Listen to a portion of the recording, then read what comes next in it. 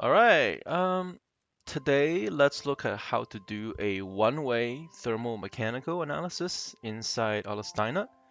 What this really is basically a situation in which we have the thermal side starting first, where we're going to map the temperature across the parts that we're simulating. And once the thermal part is completed, we'll go to the mechanical part where we'll actually apply the structural load as a lot of the material in the world are temperature dependent, right? We're basically are able to get a true response as a function of both temperature and external load. So that's the value of a one-way thermomechanical analysis. Uh, in essence, basically it gives us the way to not have to do a two-way structural analysis. All we're doing is mapping, say for example, temperature over, so that we can do the analysis on a structure that's different from the reference temperature of the analysis. Okay, basic agenda. I'm gonna go over the basic overview. I'm gonna do a quick demo, and at the end of the demo, I'll sort of review the critical keyword templates that we're using, which is really what defines how a one-way structural analysis work. These keyword templates are the critical part to really understand. Okay, basic workflow, right? So really, you start with a standalone thermal where you define your thermal boundary conditions, and you define conduction, convection, radiations, different modes of heat transfer to get the correct equilibrated thermal conditions for the structure, right? And once you have the thermal gradient calculated, what happens is that you generate a bin out file, and that bin out file is read with a function with a keyword called low thermal bin out, and that low thermal bin out function is going to map the temperature to the structural side. So you do the thermal analysis and the structural analysis into separate input files. In the structural side, you have the low thermal bin out keyword, which is going to load the result from the thermal analysis to the mechanical side. The structures do have to coincide, but that's very easy to do, which is, as I will demonstrate, you just basically make sure you use the same mesh across the two different models. And once you have the structural analysis, we introduce the main load at the end of the thermal mapping. And then what we have is essentially a structural analysis that can consider thermal expansion, that can also consider the main structural load. And this right here is a very simple overview for a one-way structural analysis.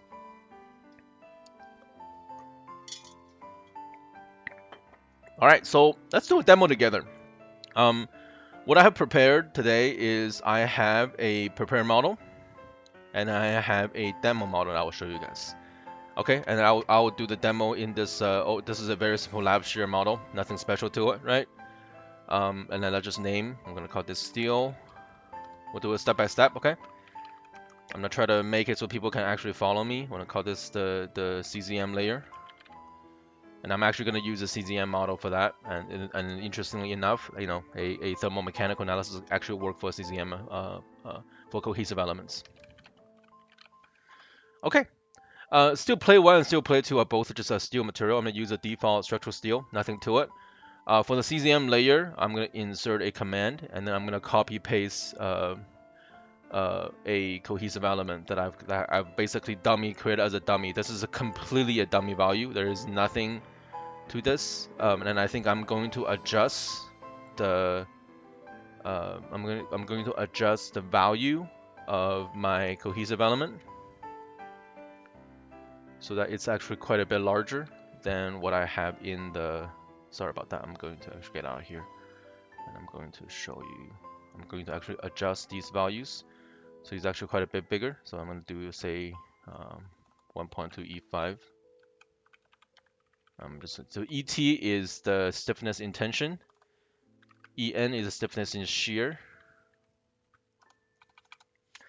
Fn is the failure load at intention, and then obviously that's a failure load in shear. So I'm gonna make some ridiculous high values to make sure the cohesive element does not fail. Right. This is a very simple cohesive model that are implemented. This is really not even a cohesive model. Okay, has no traction separation loss. It's mostly just a spring is essentially what we have here. Okay. All right. Once we have that, that's good. Let's go ahead and disable body interaction, which I did. And what we're gonna do next is let's just go ahead and mesh this. It's pretty easy thing to do. So what we can do here is let's just change this to a linear element. We're going to use outform 2. I'm going to change this to 1. And then we want to make sure this body right here has only one element across it because it's a cohesive layer. So I'm going to use a sweep, and then I think it should work with just these default values. And then bam. I didn't define the source and target, but hopefully the program can figure it out. If not, I can just change it. Okay. And this is basically what I have. I can try to make this into a 3-layer by doing some edge sizing if I wanted to, but in this case, I think we're okay. It's not really that important. Okay, all right. Once we have that, a couple different things. So we have like I mentioned in the previous model, right? A thermal analysis does not exist inside Workbench LS-Dyna. It's not a feature they've introduced yet. Which is okay, which is like, it's inconvenient for new users, but for me, because I have code templates already prepared for a lot of my problems, right? I have all these thermal code templates that I've already created. I'm gonna use them one by one in a sense to try to model this. But for now,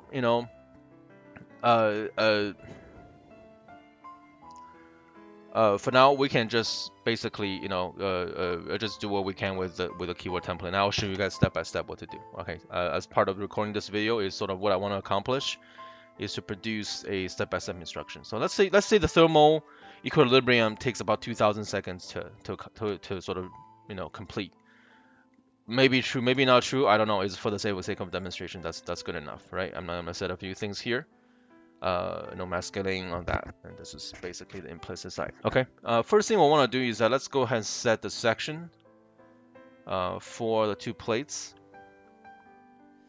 And the section I'm going to set it to 2. This is going to be my outform 2. Now this one right here, I'm going to manually change inside the input file later, because the element formulation for this needs to be 19 for a cohesive element to work. Okay. Now let's look at the thermal load first, right? So what we want to do here in the thermal part of the analysis is that we want to generate a thermal load. Thermal load include things like, what's your initial temperature, what is your boundary condition on one end, what is your boundary condition on the other end. All right, and that's in the essence of what it is. Oh, I guess instead of using steel, maybe let's go ahead and add a temperature-dependent material model to this.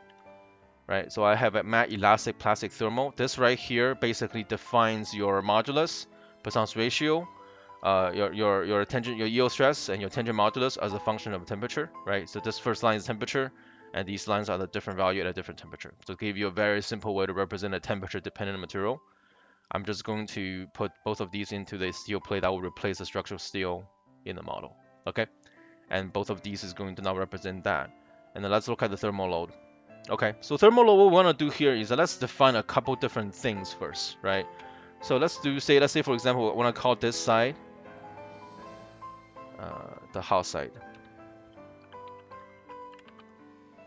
and I want to call this side the cold side. Now, once you have the cold side and the hot side, a thermal condition inside Dyna has to be done in terms of node sets, right? So what I'm going to do is I'm going to change these. Create node sets for both of these two name selections, and then for each of these node set, I'm going to give them an ID. And this ID is what I'm going to call later on in the code template. So I'm going to call this 998, and I'm going to call this 999. All right.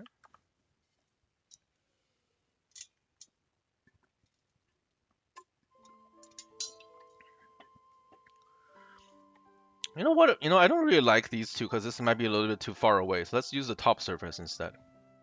This might work better. Yeah. Regenerate and regenerate. Okay. So now these are my hot side and my cold side, and you can see temperature is gonna go across the cohesive zone model. And if I can somehow generate a temperature-dependent material model through this layer, then I'll have a temperature-dependent stiffness in that bounding layer, which is a pretty convenient way to model this, right? Okay. Now on the thermal load, there's a couple different things we wanna be able to do, right? So, first things first, let's look at our boundary temperatures, which I'm gonna use these 2 keywords. I'm gonna paste in here. So boundary temperature set basically is gonna call those 2 node set 998 and 999 and assign a temperature to them, right? So you can sort of see if I assign a temperature through hot side, cold side, and the heat flux is going to calculate across these boundary layers, just very much like a thermal analysis, right? You have a high side, low side, heat is gonna transmit across here like a flow. That's a basic thermal boundary condition. And then what I'm also gonna do is I'm gonna set the initial temperature for everything at 293. Okay, which means I'm gonna set all the body to 293, which is 20C, right? And then I'm gonna let the heat just go from hot side to cold side from 1000 to 293, from the top layer to the bottom layer, and it's gonna flow across here, basically create a very simple thermal gradient. Okay, now let's look at thermal material. So you know, in Dyna, when we do thermal analysis, right? So I can show you a basic keyword in the chat right now, right? So if I look at a mechanical analysis, right? So if you see, there's always a part that's being generated, right? And this part has a MAT ID and it has a TMAT ID. The TMAT ID is what's needed for a thermal analysis, in essence, okay? So what we're gonna do here is I'm gonna call this thermal material, and then what I'm gonna do is basically assign the MAT isotropic elastic, or MAT thermal isotropic material. This right here is going to be the TMID for almost everything, okay? And then this is going to be basically one second, okay, sorry about that. I'll check something.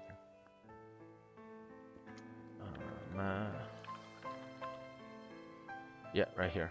Good. So what I want to do is I want to set this number to 1. Okay, so this MAT thermal isotropic is going to be assigned to each of these parts. You can't do that inside Workbench, unfortunately, but I'm going to do that outside Workbench. I'm going to make sure I do that. Okay, and that's essentially what we need to be able to run a thermal analysis, right? The heat conduction, heat capacity, and the thermal conduction is going to be calculated based on the TMID that I'm assigning to all of the parts. Okay. All right, so I now have my thermal boundary condition and my thermal material. That's the basic thing for a thermal analysis. A couple different things to do now is that we're going to generate a thermal control card.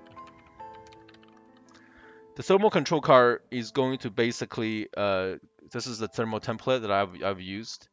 I know I just copy paste a bunch of stuff in here. It's not really setting up in front of you, right? But think about basically what a thermal template look like, right? So I can show you my thermal template, you know, in the VS Code, which is maybe a little bit cleaner, right? Where is she? Which I believe is right here, right? So what I have here is basically mapped out the different parameter value, and I explain what they are. And it basically gives you a way to sort of map out exactly what to do. So in this case, I can go back to Workbench. I can sort of show you, right? So I'm doing a transient thermal analysis. I'm using the gauge temperature as my analysis type. My solver is sort of default. This is default. Solution is going to be a thermal only analysis, right? And then I'm going to basically use a user recommended setting for DCP. And then the time step is calculated based on this. Now 901 and 902 are basically this low curve, which I'm going to introduce. The low curve basically gives you a time dependent time step for the thermal analysis, right? So basically thermal analysis, you know, it depends on where you are, what kind of model you're working with. You might want to start out as a lower time step and then gradually ramp up as you reach steady state, right? Sometimes that's helpful. So it is very useful to control your min and your max time step with a low curve as a function of time, which is what I have here. Okay, 901, 902. And that's what allows me to control the time step. And the detemp right here, I have something really large. I think this is mostly, in this case, I'm mostly just ignoring that parameter. Allow me to take as big of a step as possible for a basic problem that I'm working with. Okay, and this is the low curve thermal control. I'm just gonna call it LCID. Okay. All right. Now the implicit control in this case doesn't matter, so I'm not even gonna use it because we're not solving a implicit analysis, right? And then I'm going to then add a database.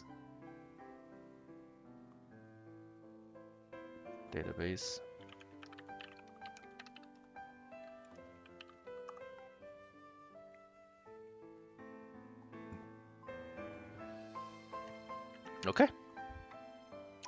All right, you see the database coordinate that added. I don't know why I have two D3 plot there, so let me just delete one. I have the D3 plot here, which is going to be something I use. I can probably make this a little bit bigger. All right, so I'm gonna make like a 2 to the. I'm just gonna make it 2 right here because I have 2,000 steps. So I'm gonna take a relatively big step right here like this, right? And then the D3 plot, I'm just leave it. Now the t print right here, this is the critical parameter. I have to set the boundary rate to 3 for the bin now file to be written out. Okay. All right. So once you have this, what we do here is we copy this out, and I'm just gonna copy this. I'm gonna call this the demo.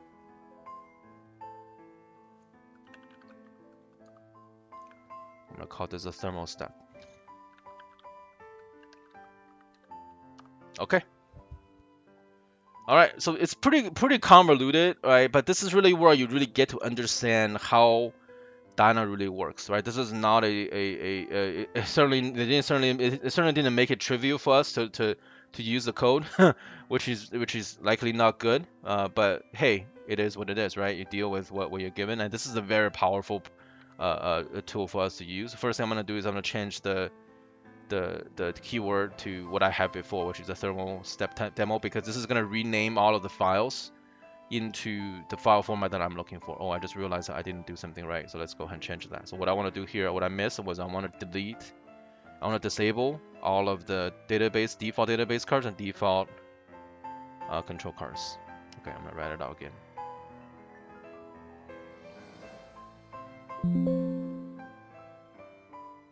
All right, so let's look at this.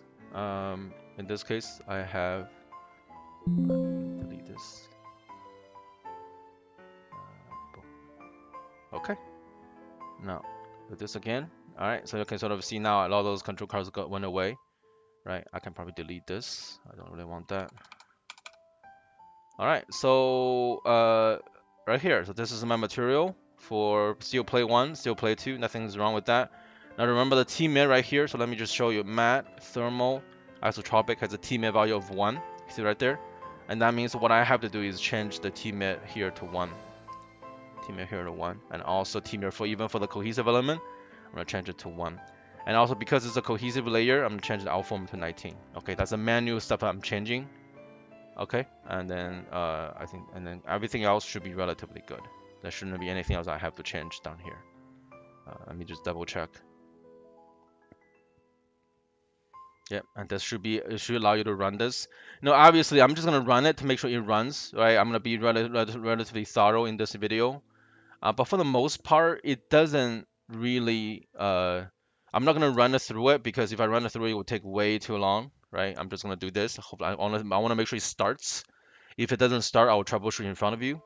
If it starts, I'll cancel it because I'm not gonna let this run through okay, this is gonna take 12 minutes to finish. All right, I'll just cancel it. It means it's running. Okay, and if I take a look at, you see now I have all of these files that's being generated. You see this thermal demo bin now file that's generated right here, and that means it's essentially gotten the value it's looking for inside here, right there, bin now. Okay, now and then you can sort of see the detail. All of the files are named with the thermal demo as a prefix, and that's because my job ID in the very beginning has that prefix, and that's how I know what file to look for. Okay, so this is basically all the thermal model. I'm going to delete everything else except for my input file. And let's go back to the demo. All right, I'll save.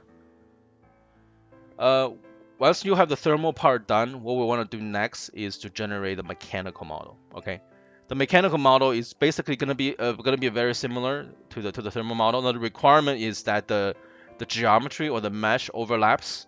Well, that's very easy to do because we're inside workbench LS-Dyna. All I have to do is duplicate the analysis setting, right?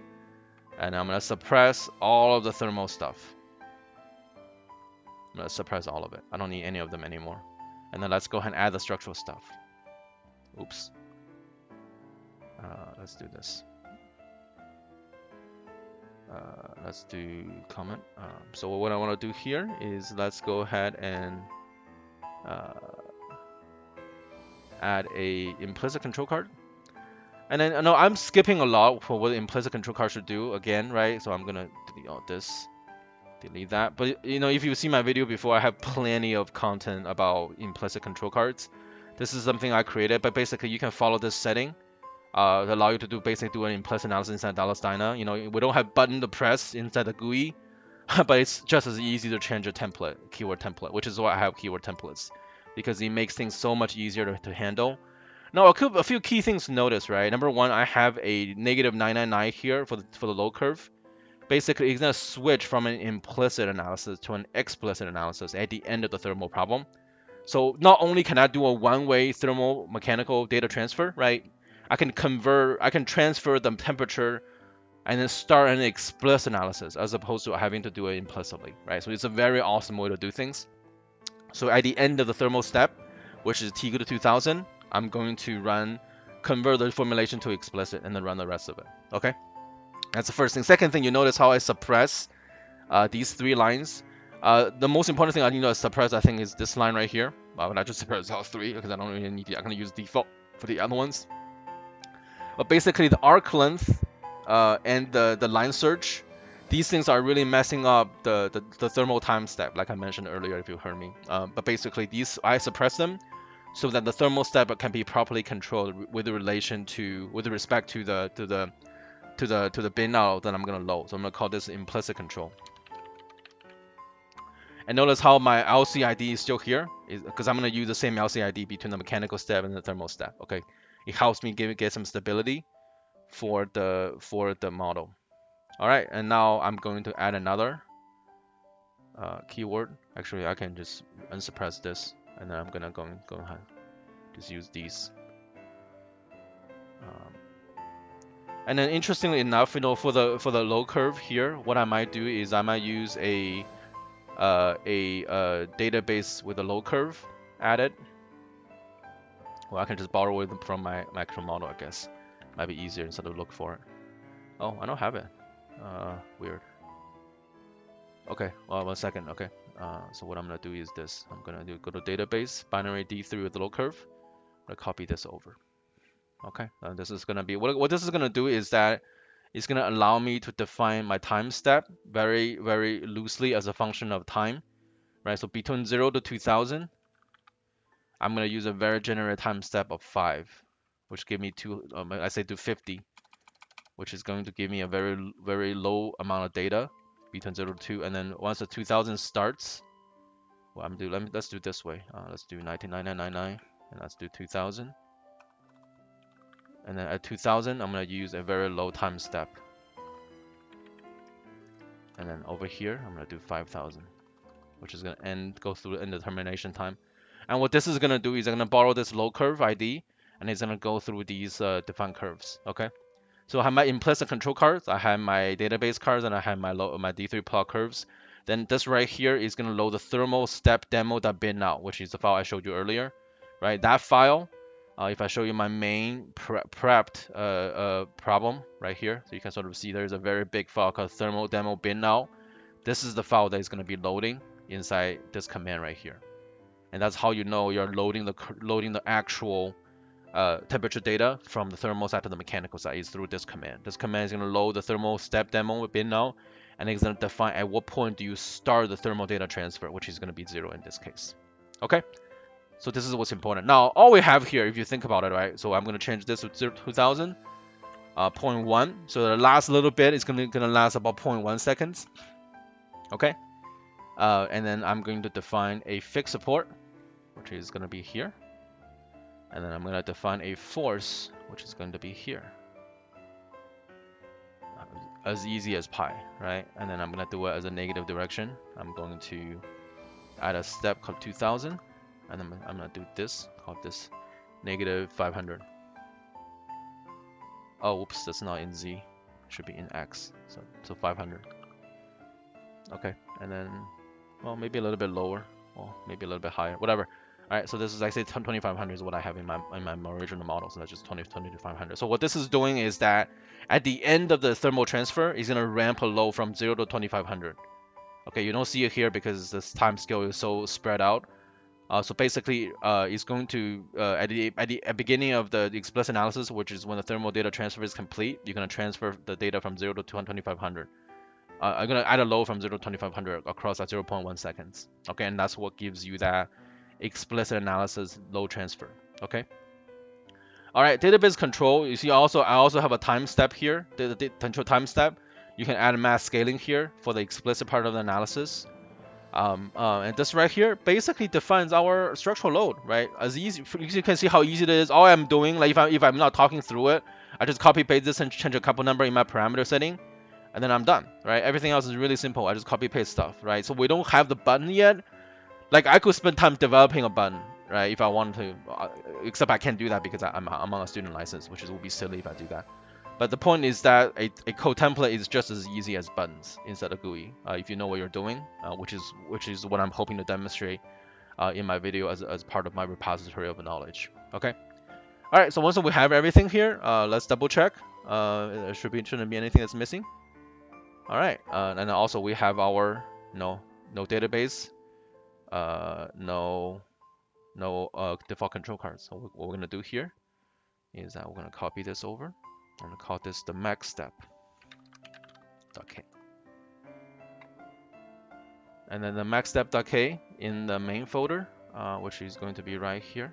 And I'm not gonna be able to show that because I didn't run the thermal step to load the data over, but I can show you what the result will look like on my on the other side of the problem. Okay, in this case, I no longer have to worry about tmid because I don't have a tmid, right? I suppressed it.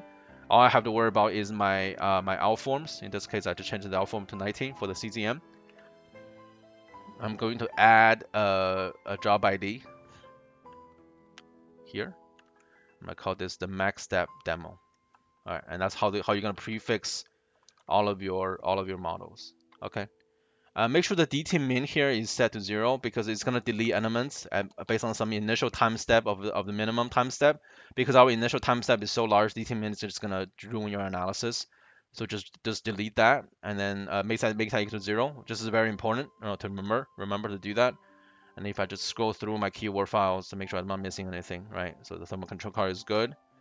I have my temperature database card, my D3 plot, good. Load steps, good. Then I have my load thermal set, which is essentially my force value. Then I have my SVC set, which constrain it. And that's it. Very simple model, right?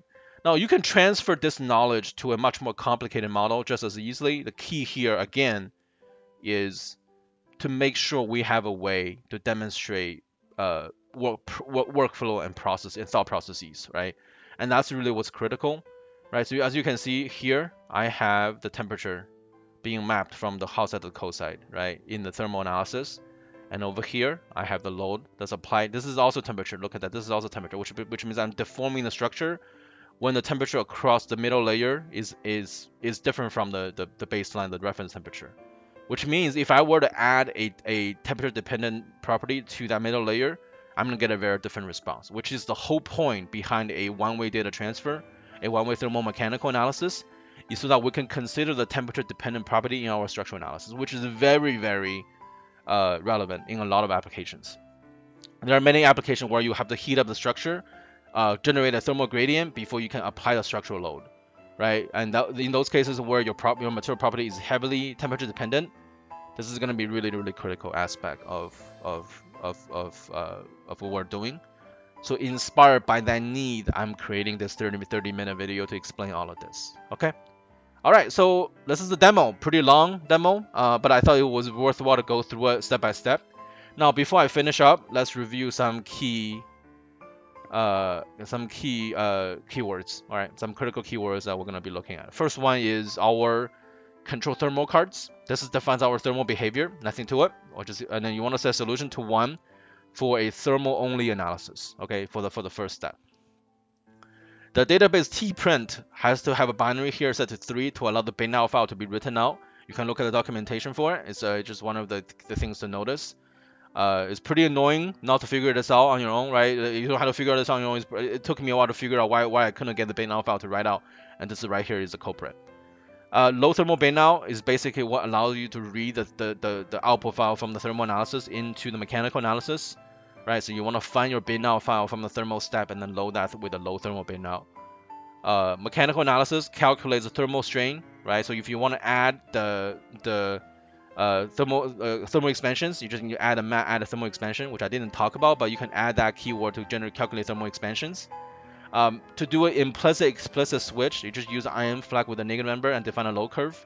1 is implicit, 0 is explicit, and in this kind of format, you can switch formulations after the thermal data is mapped to the structural side. That makes it very, very convenient for us to be able to do that. Sometimes the structural side requires an explicit analysis. It's highly transient, highly nonlinear problems, and this things makes it very easy to do. Okay, so you just make sure you can use this control implicit general with a negative IM flag to do so. All right, control implicit solution is the key thing that could really destroy the ruin analysis for you. Basically, the arc length method and the line search has to be disabled. As far as I can tell, I really couldn't get a way to get it to work, right?